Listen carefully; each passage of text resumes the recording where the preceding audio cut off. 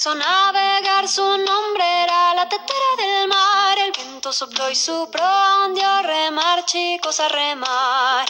Pronto el ballenero vendrá y azucarite y ron traerá. Cuando cese nuestro cantar será hora de zarpar. Tras una quincena en alta mar con una ballena se fue a topar. El capitán se hizo a jurar que el caza le iba a dar.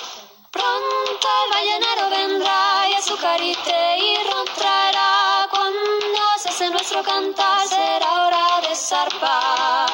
Antes de golpear el mar la ballena subió y la pudo atrapar. Con sus manos y un arpón luchó, pero la ballena huyó. Pronto el ballenero vendrá y azucarite y ron traerá. Cuando cese nuestro cantar será hora de zarpar. La lucha sigue entre los dos, aunque el capitán no es fanfarrón. Su credo es tener valor y a ella se aferró.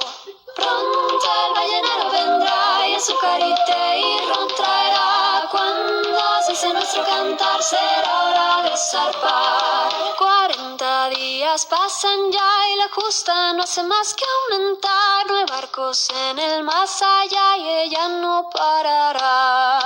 Pronto el ballenero vendrá y azucarite y ron traerá. Cuando cese nuestro cantar será hora de zarpar. Dicen las malas lenguas que la batalla todavía sigue en pie y el ballenero clamará coraje.